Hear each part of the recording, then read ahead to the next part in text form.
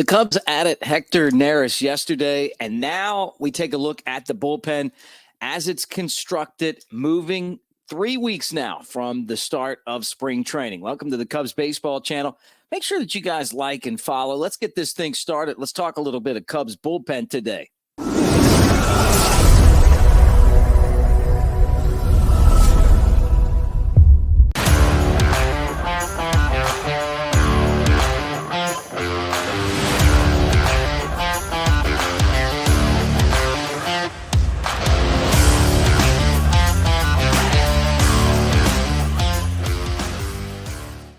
What do you say, everybody? I'm Mick Gillispie. Welcome to the Cubs Baseball Channel. Make sure you like and subscribe. And even on vacation, we don't get too far away from things that are going on with the North Siders. All right, let's talk about what happened yesterday. That was the Cubs surprised everyone in baseball. And they end up with Hector Neris, who is a really, really good late-end reliever. He's a guy that was a closer in the past. Last season, 71 games he pitched for the Astros, 6-3 record and a 1.71 ERA. 34 years old, 33 and 36. I love the 89 saves. He gives you that option. You remember him from his days with the Phillies and then in the Astros and now with the Cubs. Now, this is a contract where he gets 1 year at $9 million, and if he hits 60 appearances, the contract actually has an option. The Cubs have the option. He goes over 60 appearances. He's got the option. So it's an incentive-laden contract. And, I talked about that before. I think those are the best. When you can give a player an incentive to work hard, I think it's going to benefit the player, and it's going to benefit, obviously, the Cubs. Just kind of having that out there, it puts you in a spot where, hey, you perform, you're going to get taken care of. And it's a little bit of it moves away from the guaranteed contracts that you're seeing a lot of players get. And we've seen Jed Hoyer, who in 2 deals now with different pitchers has worked in incentive-laden contracts. Imanaga's was like that as well. So Neris gets one of those deals. And hopefully he hits it, because if he hits it, that's good news for the Cubs. Now, let me throw up the bullpen as you would look at it right now. Adbert Alzolay, you know him, the 30 saves last year. The bullpen was built around Alzolay, right? So he's going to be in that bullpen. Drew Smiley is going to be in the bullpen, and there's a chance that he could possibly start. He did both last year, but by the end of the season, he was out of the starting rotation and in the bullpen. Julian Merryweather was one of the Cubs' best relievers last year. The numbers are good, but really he was in a lot of games that were on the line.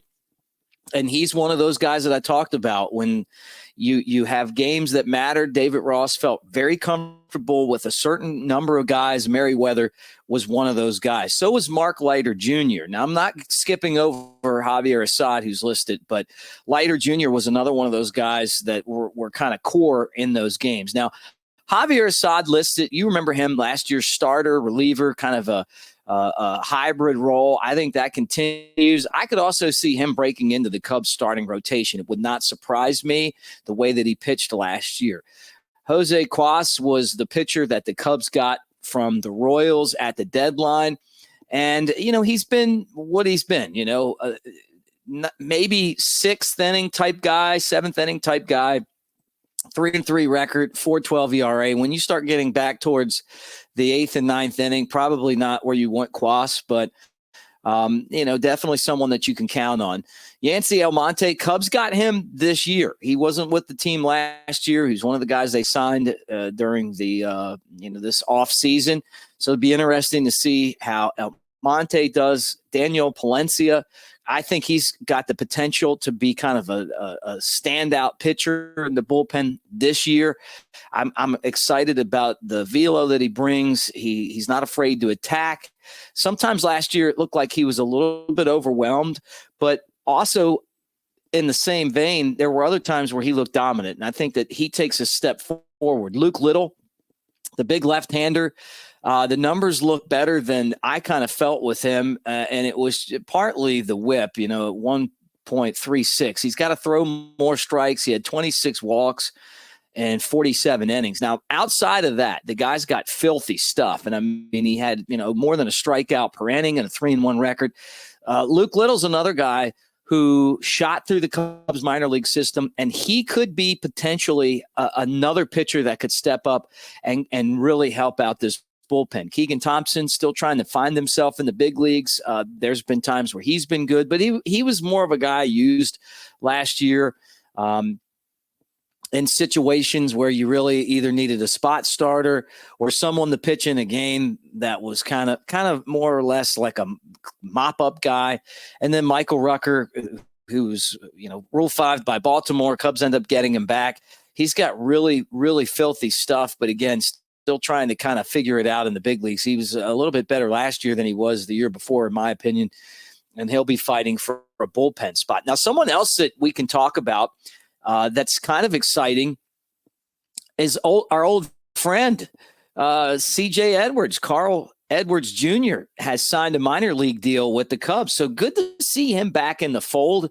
What a whirlwind it's been for the string bean slinger. Remember now, the Cubs got him from the Rangers in a trade, and then eventually he got to the big leagues, and he was part of the 2016 World Series team. And he was a really good reliever that year.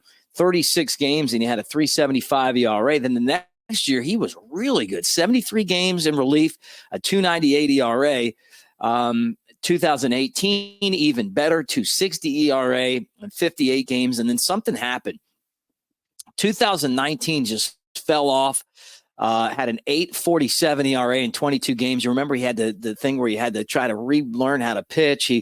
They kept on calling balks on him, and all of a sudden you got released by the Cubs or wherever he went, and then ended up with the Padres and Seattle, and then Atlanta and Toronto. Well, the last 2 years after kind of bouncing around, he found a home in Washington and did really, really well. 2022, he had a 2.76 ERA, kind of back to what we saw at the beginning of his career in 57 games. And then last year, a 3.69 ERA in 32 games. So he signs a deal. It's hard to believe that you're talking about a guy who's been in the big leagues and been in professional baseball since 2015. I remember him, coming up as a minor leaguer, and now all of a sudden you're looking at a guy going into his 10th year. So career-wise, numbers look pretty good, 16-14 and a 3.54 ERA. And it'd be quite a story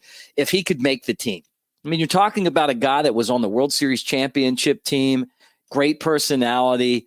There he is with the W flag celebrating. One of my all-time favorite minor leaguers with the Cubs, and he's going to be pushing for a spot in that bullpen. Now, don't think that the Cubs are done yet either, because I could see them adding maybe another left-handed reliever into that bullpen mix. They weren't in the running for Josh Hader and some of the high-end closers. I'm sure they feel very comfortable with Alzolay if he's healthy. And then obviously adding Neris is a big deal. Ryan Stenek, another guy from that Astros bullpen in play. We've heard the Cubs kind of mentioned with him. Wouldn't surprise me if the Cubs went out and got both of those guys from that Houston Astros bullpen and brought them to the north side as they try to really fill in those spots. And, there's just a lot of question marks with guys. And you need extra pitchers. I mean, think about all the injuries that they dealt with last year in that bullpen and in the starting rotation. So, having an abundance of arms is a good thing for the Cubs as they get ready for that Valentine's Day report date in Mesa as we step forward towards the start of next year. So we lost all of those closers, and then all of a sudden now you're seeing some of the best back-end relievers off the board. We're going to keep an eye on what's going on with Cody Bellinger. It doesn't appear, according to Jeff Passan, he's saying, hey, that don't be surprised if the Scott Boras guys sign in February. And so there's still a few days left in January. He doesn't think it's going to happen by then. But then you got about a 2-week period before the start of spring training. And if you're, if you're a player, you're going to want to know where you're going. You want to know what team you're going to play for. Your family wants to know what team you're going to play for. If they got to move cities, your teammates want to know. It almost feels like the Imanaga situation, when he had the deadline, or either he's got to get signed or go back to Japan. I think that even though we've seen Scott Boras kind of dip into March in the past, I don't think that's what's going to happen this time. I think that they're going to get it done sometime in February. This isn't a overpowering free agent crop, right? We've talked about the Boris Forrest passing calls them with Bellinger and Chapman, and then Montgomery and Snell. So we'll find out what happens, and maybe the Cubs are in play for one. I just can't imagine the Cubs signing Matt Chapman, and look, a lot of it has to do now with just where your fits are, right? I mean, you got Matt Shaw, your first round pick, playing a lot of third base. BJ Murray, who was in the Futures game last year, played third base. You're going to want to see one of those guys slide in there. And then Christopher Morel, where's he going to end up? They've got to get him on the field and get him experience if he's going to stay. And if not, I just can't imagine that they would want to have a 24-year-old DH. So I think that he's also going to be in play for that position as well. Plus, can Michael Busch play there, the guy they traded to get from the Dodgers? So all of those questions will be answered sometime soon, but that's kind of how our bullpen looks. Hey, get in the comments section. Tell me what you guys think. This is, obviously it's a fun time of year because we're getting to the point where spring training is starting and we're going to have baseball really soon. Let me remind you guys that the show is brought to you by the Tennessee Smokies and their team store, smokiesbaseball.com/store. Check them out. They've got some really cool Smokies gear and autographs and a bunch of other stuff as well. Thanks for hanging out with us. And again, like and follow, subscribe, and go Cubs.